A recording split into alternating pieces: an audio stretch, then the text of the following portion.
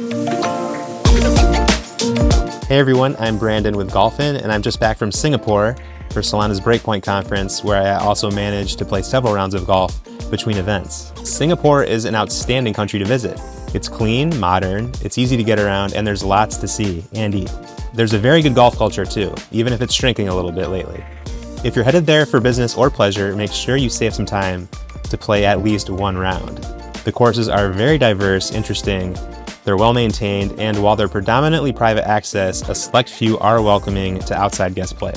Here are 5 tips for playing golf in Singapore. The number 1 course you want to play is the Serapong course at Sentosa Golf Club. This is a global top 100 course in many lists, and it's a spectacular experience. The Serapong is one of 2 courses at the club located on the island of Sentosa, which is across the harbor from Singapore. This setting creates an incredible city skyline backdrop on both nines. Yes! Grade 3. Lovely. The Serapong is also a Pro Tour caliber design with lots of hazards and tricky greens, so you'll need to think your way around. Sentosa is mainly private, but they do allocate a handful of guest tee times per day. They flip-flop between access on the Tanjong and the Serapong courses, so you'll need to be flexible and book in advance. It's also not a cheap round. Expect to pay about $500 to play it if you're an unaccompanied guest, but it's a first-class experience. Number 2, while most of the golf is private in Singapore, there are public or resort courses that are bookable online. And that's even after the government closed the very popular public course, Marina Bay. The 2 easiest to book as a non-resident guest is the Laguna National, a 36-hole course out by the airport, or the Keppel Club, a semi-private facility. Laguna is the easiest and it can be done in minutes, but it's about $400. With Keppel, you'll need to register each golfer beforehand and include their handicap card and other details. It takes about 5 minutes per player, but once you do it, you can book public times. Number 3, play early. It gets hot and humid in Singapore. Sunrise is around 7 a.m. year-round. Most courses will double tee off 1 and 10 in the mornings to get as many golfers off as possible.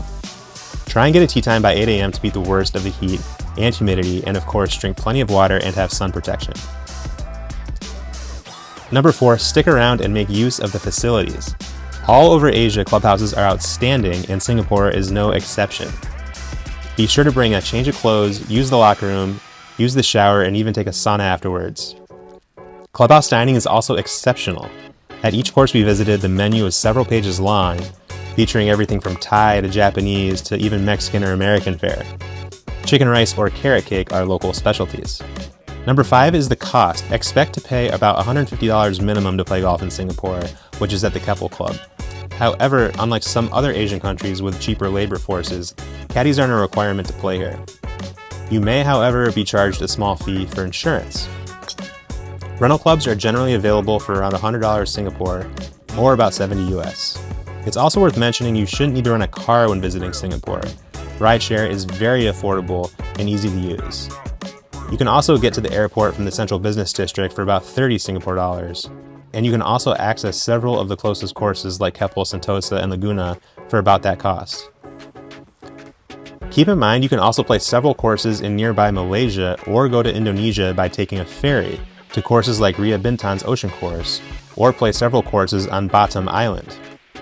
While I didn't personally have time for this, it is a unique way to play golf in a very different environment in another country.